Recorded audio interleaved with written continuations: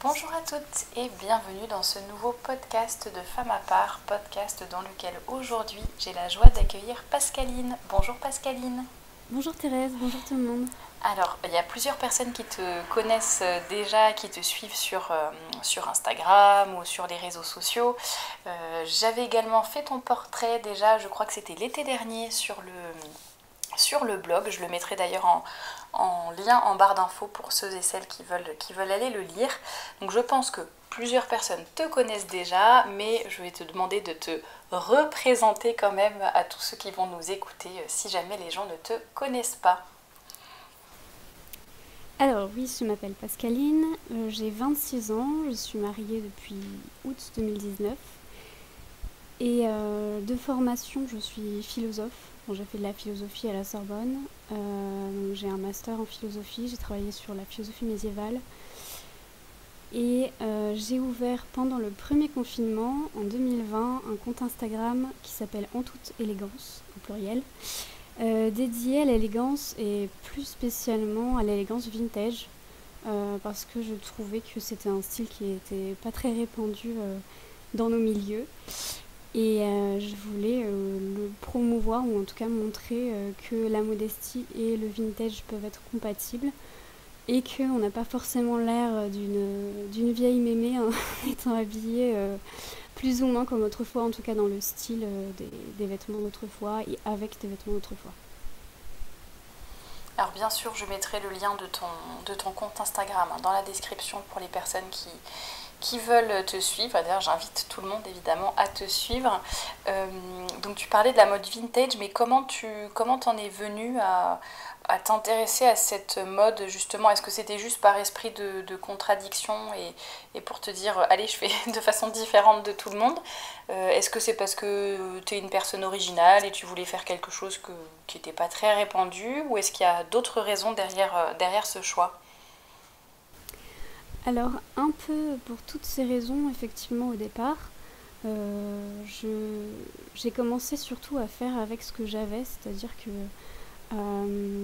moi j'avais des vêtements qui dataient d'il y a 20 ou 30 ans puisque dans ma famille, on n'avait pas forcément les moyens de s'habiller à la mode avec des vêtements neufs. Donc j'avais beaucoup de choses qui dataient de mes tantes, de ma mère. Donc, du coup, j'avais des vieux vêtements, disons ça comme ça, quand j'étais adolescente. Et à l'époque où on commence à s'affirmer, à réfléchir à oui, ce qu'on porte, parce que quand on est enfant, on s'en fiche. Et ben, j'avais ça dans mon placard et j'ai dû faire avec. Ça n'a pas forcément été très évident étant donné que j'étais à l'époque au collège, dans un collège lambda, voilà, avec n'importe qui. C'était soi-disant catholique, mais vraiment c'était l'état d'esprit du monde, quoi. Et donc j'ai commencé à faire voilà avec ça. En plus de ça, c'est vrai que j'ai un fort esprit de contradiction et je voulais pas ressembler à tout le monde.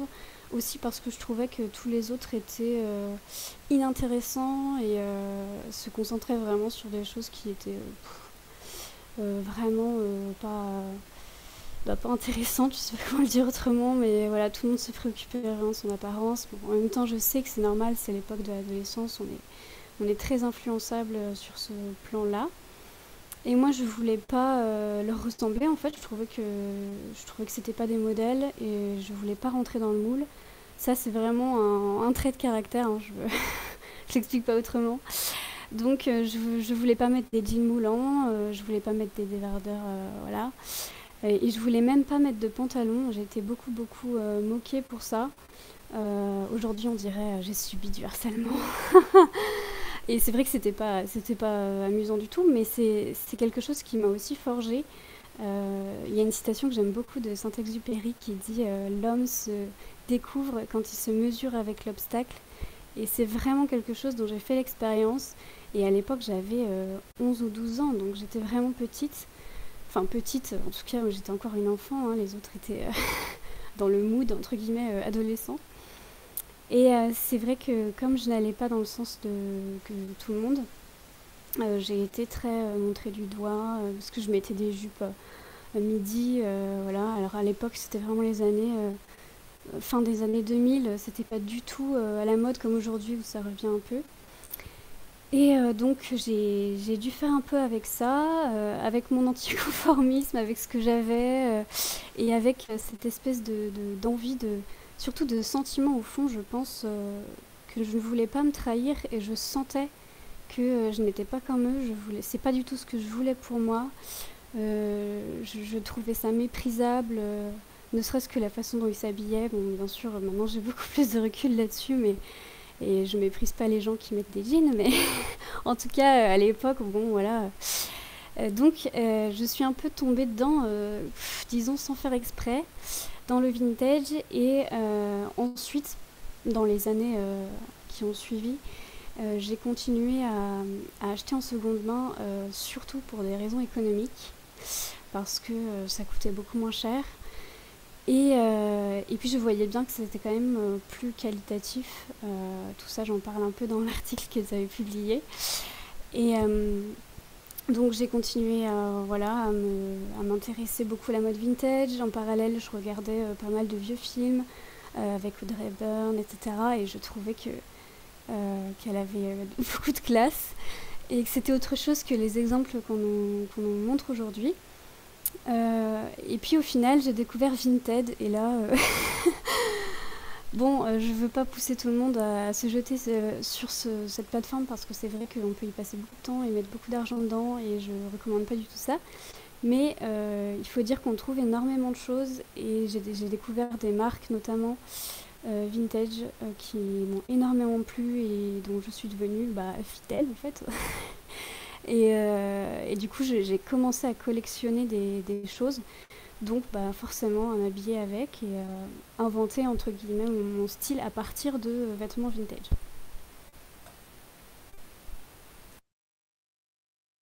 D'accord, donc on voit que tu as vraiment eu un cheminement assez cohérent, j'allais dire, et surtout très... voilà, ça s'est fait petit à petit, mais en même temps, tu avais en fait déjà la conviction dès le départ. C'est vrai que ça peut être, surtout comme tu dis, dans les années 2000 où le midi n'était pas du tout à la mode, et puis vu ton âge, tu n'avais pas non plus ni le même recul, ni la même maturité, ou la même force peut-être mentale qu'aujourd'hui. Donc on voit quand même que tu as su résister malgré un peu toutes les pressions qu'il y avait. Donc ça, je trouve ça vraiment admirable. C'est vrai que je reçois de temps en temps des témoignages de personnes plus jeunes que nous et qui sont au collège ou autres et qui résistent malgré tout. Et ça, c'est vrai que c'est vraiment admirable. Donc merci d'avoir partagé ce cheminement avec nous. Et tu parlais de ton compte Instagram tout à l'heure, alors peut-être que tu pourrais nous dire un petit peu ce que tu souhaites transmettre à travers ce compte et voilà ce que tu aimerais donner aux gens, ce dont tu aimerais parler ou les idées que tu souhaites faire passer à travers ce compte. Oui, alors sur mon compte Instagram, le plus important pour moi, c'est pas forcément les photos, donc je montre des photos de tenue évidemment, c'est les textes que je mets en légende et je sais que les gens ne lisent pas forcément, mais en même temps c'est normal, c'est le format Instagram, c'est très compliqué pour ça. Mais j'essaye d'éduquer un peu, enfin d'éduquer c'est un grand mot, mais je prétends pas être maître ou quoi, mais de pousser les gens à réfléchir et à mettre en parallèle l'élégance vestimentaire et l'élégance intérieure. Et surtout l'indépendance d'esprit et de pensée dont on a énormément besoin de nos jours, justement, comme tu disais, un peu pour résister. J'ai eu la chance d'avoir ça dans mon caractère, mais je sais que beaucoup de gens ont du mal avec ça et ont peur un peu du regard des autres.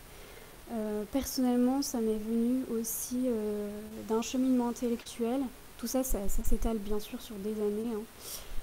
Puisque quand j'ai fait mes études de philosophie à la Sorbonne, j'ai découvert énormément de choses sur simplement ce qu'est l'homme, l'homme en tant qu'être humain bien sûr, et j'ai intégré ça dans ma manière de penser par rapport aux autres et par rapport à moi, et en fait c'est quelque chose qui m'a énormément aidée et qui a en fait fondé l'intérêt que je portais aux vêtements qui à la base étaient vraiment une espèce d'instinct de survie, comme une volonté de s'exprimer dans un langage qui n'était pas formulé, hein. Mais c'était pas du tout intellectualisé et j'ai commencé un peu à y réfléchir après et tout ça s'est un peu construit au fur et à mesure. Et donc, tout ça pour dire que ce que je voudrais transmettre surtout, c'est cette soif de vérité qui est en fait absolument nécessaire aujourd'hui pour résister un minimum et surtout essayer de se comprendre soi par rapport au monde qui nous entoure. Et donc ce que je voudrais développer un peu ici, c'est par rapport à la vérité. Souvent on se dit la vérité c'est très abstrait, ça n'a aucun rapport avec moi, c'est des grands concepts.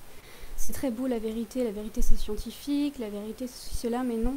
En fait la vérité, elle s'incarne et elle se vit.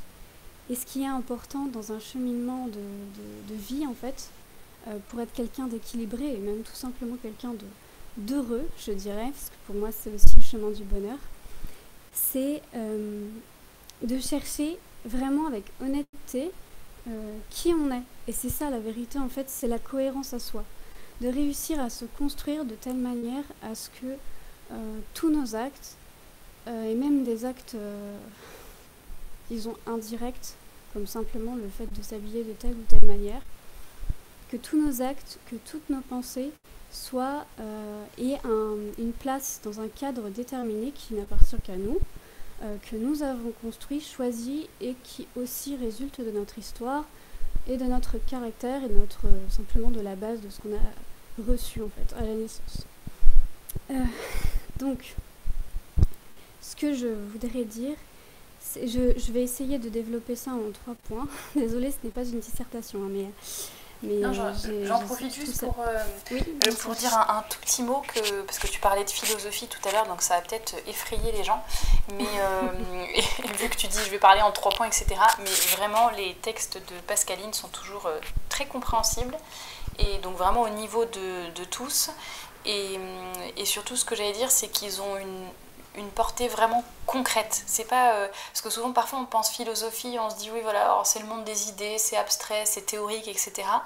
Et vraiment il suffit juste de lire les légendes de ces posts Instagram pour comprendre que oui, ce sont des réflexions, mais qu'elles ont vraiment une application très concrète, et ça rejoint ce que tu disais sur la vérité, voilà, que la vérité s'incarne, et les belles paroles c'est déjà bien d'avoir une bonne pensée, de bonnes réflexions, mais ça doit s'incarner et se vivre. Voilà, je finis ma parenthèse et je te laisse continuer. Oui, bien sûr. D'ailleurs, ça c'est quelque chose dont on se rend compte quand on fait de la philosophie, parce que c'est vrai que quand on n'est pas dedans, on ne se rend pas forcément compte.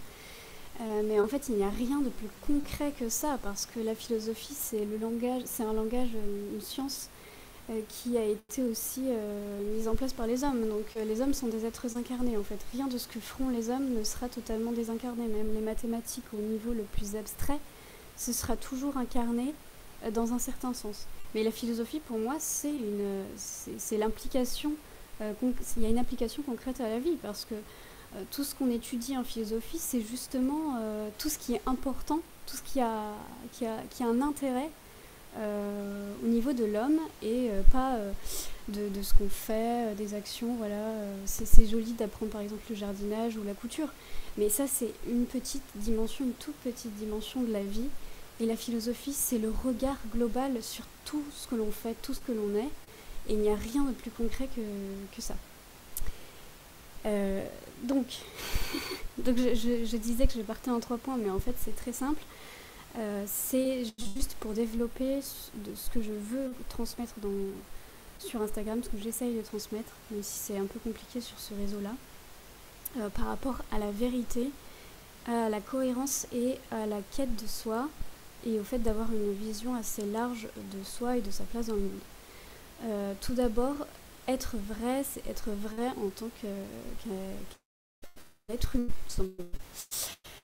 Et ça, c'est quelque chose que j'ai découvert petit à petit en travaillant la philosophie médiévale et le véritable, entre guillemets, esprit catholique.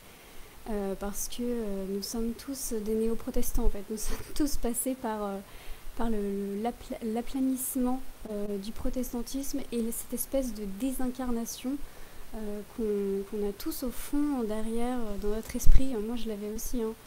J'avais l'impression, quand j'étais adolescente, que ce qui importait, c'était vraiment mon esprit, que j'étais mon esprit. Je suis mon âme, quoi.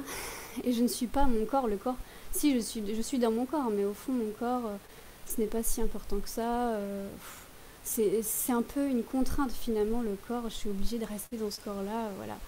Et du coup, je le mettais un peu de côté, même si forcément on est obligé de vivre avec, bien sûr. Et en fait, j'ai découvert, en travaillant notamment sur le XIIe et le XIIIe siècle, et en découvrant un livre qui est très intéressant, qui n'est pas trop difficile à lire, je crois. Enfin, je me rends pas compte parfois, mais je crois que c'est vraiment facile à lire. Je le dis là parce que je trouve que c'est un très bon livre, donc si jamais vous décidez de vous pencher sur la question, c'est un livre qui s'appelle La vocation de la personne, d'Emmanuel Housset avec un H, E-T à la fin. Et c'est l'histoire de l'émergence du concept de personne. Le concept de personne, en fait, c'est simplement la définition de l'être humain selon l'anthropologie médiévale. Et c'est un concept très particulier parce qu'en fait, il lie absolument le corps et l'esprit. Quand je dis esprit, j'entends âme aussi, mais je ne vais pas rentrer dans les subtilités ici. Et ce qui est très intéressant dans la philosophie médiévale, c'est de se rendre compte à quel point il y a cet équilibre parfait. En tout cas, c'est l'idéal de cette pensée, à partir du XIIe, je dirais. Cet équilibre entre vraiment le corps et l'esprit. Un peu comme si on décidait de dissocier corps et esprit sur le plan des concepts, mais qu'au fond, on perdait jamais de vue l'idée que ce ne sont que des concepts et que la réalité qu'il y a derrière, elle est intrinsèquement liée, comme si tous les atomes de l'âme et tous les atomes du corps étaient vraiment imbriqués de telle manière à ce qu'on ne puisse pas les dissocier. Et c'est vrai que dans la pensée catholique, il y a vraiment cette idée que l'homme est créé pour être, est créé corps et âme, mais dans le sens où en fait il est créé personne. Donc c'est pas le corps d'un côté et l'âme de l'autre.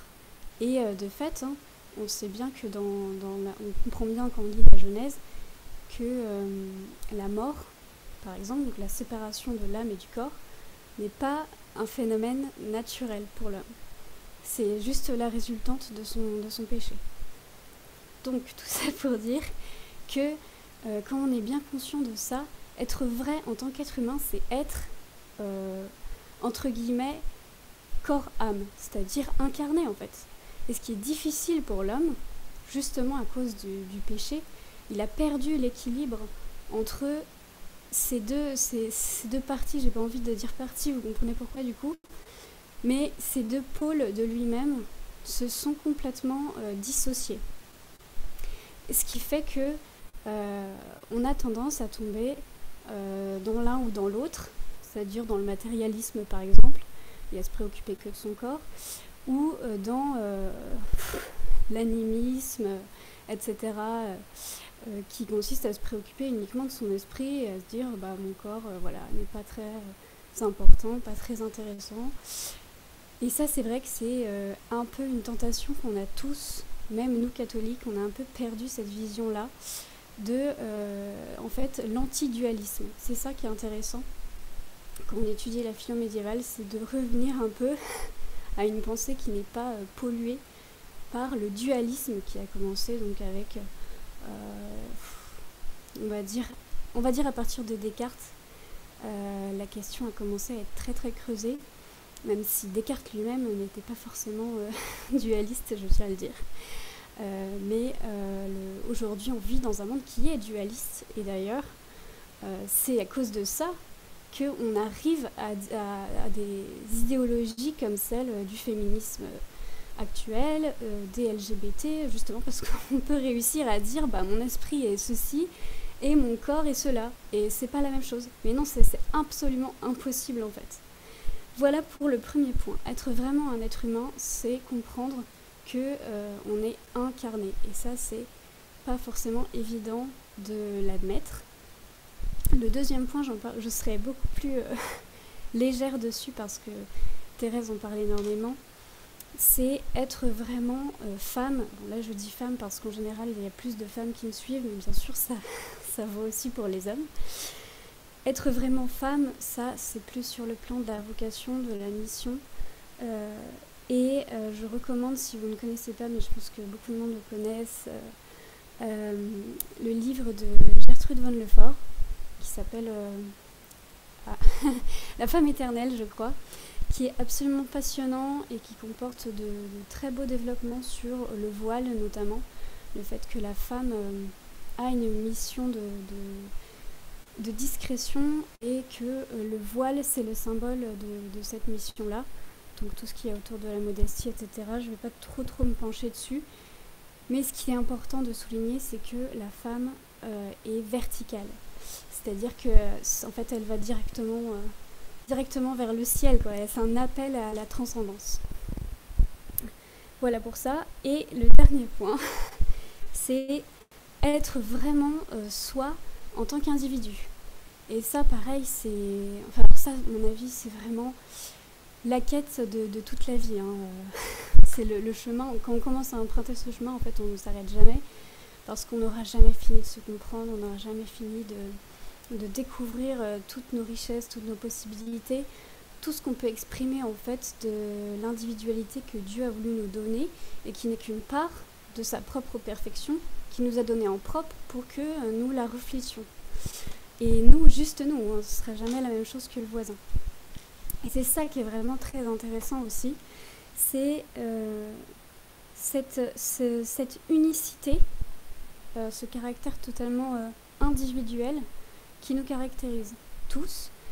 Et donc pour rebondir sur le plan du vêtement, parce que moi je fais toujours le lien entre les deux justement à cause de cette fameuse, ce lien indissociable en fait entre le corps et l'esprit, c'est que donc on a une individualité bien sûr psychologique et aussi sur le plan de la pensée, des convictions, de la façon dont on voit le monde, mais aussi sur le plan du corps. On a tous un corps différent et donc notre corps est aussi individuel que notre esprit. Donc notre individualité, elle doit s'exprimer sur tous les plans. Et tout ça pour dire que ce qui est important pour moi et ce que j'essaye de montrer en fait, parce que j'essaye un peu de le faire sur le plan de l'exemple, c'est de montrer tous les plans sur lesquels on peut s'exprimer en tant qu'individu particulier et développer sa richesse et en faire profiter les autres. Donc, je vais te laisser poser les questions suivantes parce que j'ai beaucoup parlé. Pas de souci, merci Pascaline, c'est super intéressant. Et comme je le disais, en fait, il faut vraiment, surtout, tu l'as mentionné aussi, dans le monde dans lequel on vit, qui en vient à dire des absurdités, mais comme tu dis, bon déjà le bon sens nous fait bien dire que ça peut pas aller loin, mais justement il faut parfois revenir au fondement de la philosophie, etc.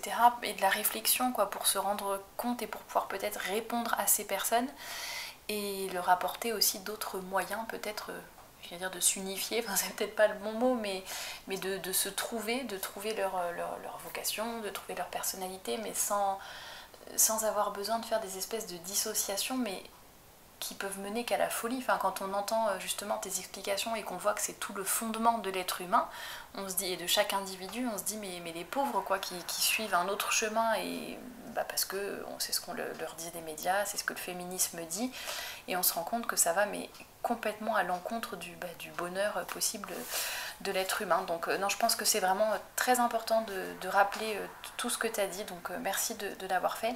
Et justement, qu'est-ce que tu pourrais peut-être conseiller, on a encore quelques minutes, qu'est-ce que tu pourrais peut-être conseiller à des personnes qui sont d'accord avec toi sur le plan philosophique, sur le plan théorique on va dire, mais qui aimeraient vraiment mettre en pratique ça, parce que tout le monde n'est pas forcément appelé à avoir un style un peu vintage comme le tien, même si c'est très élégant, mais voilà, chacune a un peu ses particularité, j'allais dire, qu'est-ce que tu pourrais conseiller à des jeunes femmes ou même des femmes d'un certain âge qui peinent un petit peu à trouver leur style et peut-être à exprimer leur personnalité à travers leur tenue vestimentaire?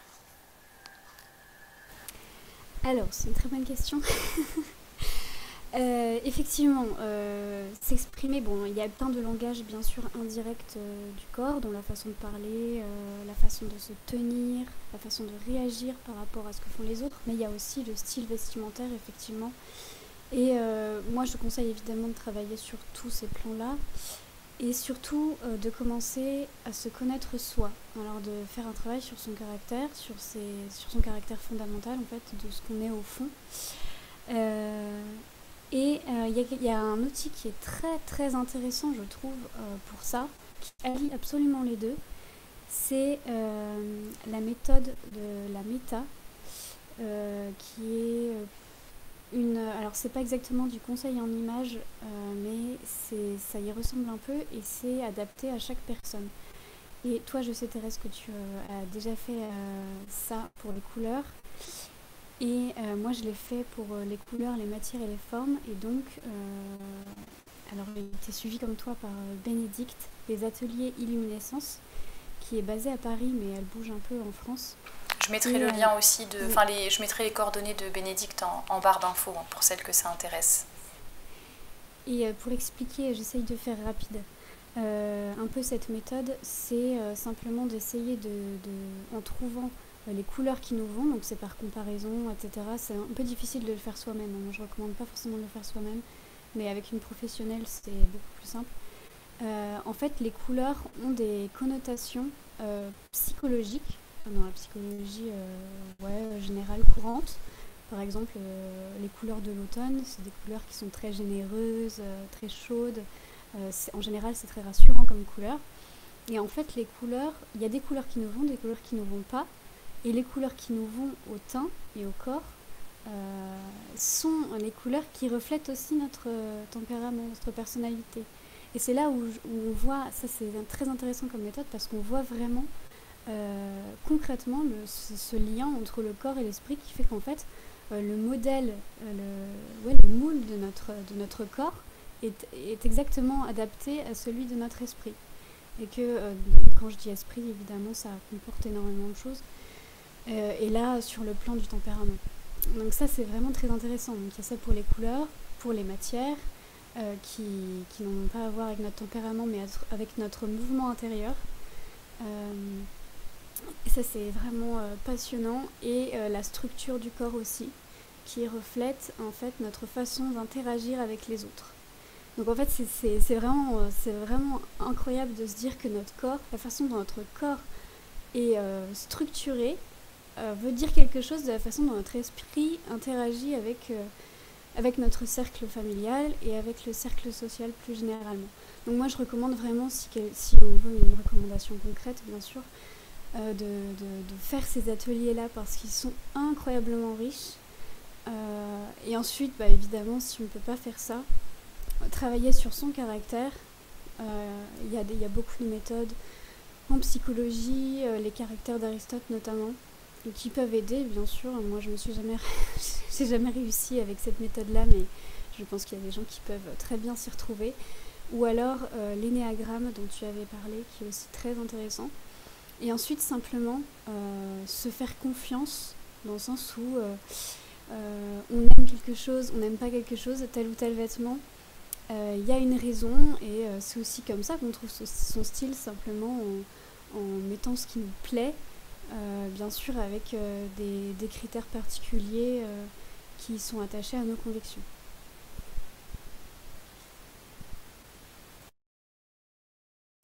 Merci Pascaline pour toutes ces indications et ces pistes de réflexion. Je mettrai des liens en barre d'infos pour ceux que ça intéresse par rapport au caractère, au tempérament, à l'énéagramme, etc. et aux couleurs, aux ateliers couleurs et matière et forme, là mentionnés par Pascaline.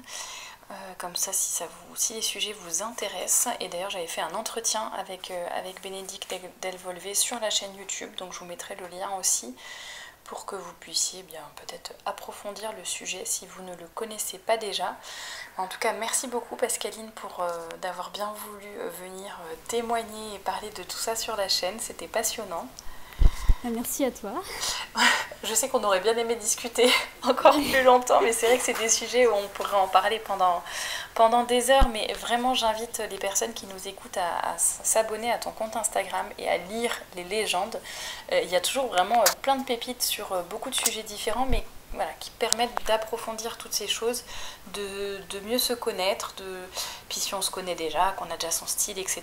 Mais on a toujours besoin de réfléchir à ces sujets-là et de se recentrer aussi sur l'essentiel. Donc merci beaucoup. Et écoute, pourquoi pas un épisode numéro 2 pour parler des autres sujets qu'on n'a pas pu aborder aujourd'hui. Ah bah oui. Il y a beaucoup de choses. Voilà, donc, et puis toutes les personnes qui nous écoutent, n'hésitez pas à suggérer d'autres, enfin déjà si vous voulez un épisode numéro 2 avec Pascaline où on parle d'autres sujets, n'hésitez pas à nous le demander, ou si vous avez d'autres suggestions d'invités aussi, vous pouvez les mettre en commentaire. Donc merci encore Pascaline d'être venue sur la chaîne, et puis merci à toutes celles et ceux qui nous ont écoutés jusqu'au bout, et je vous dis à très bientôt pour un nouveau podcast.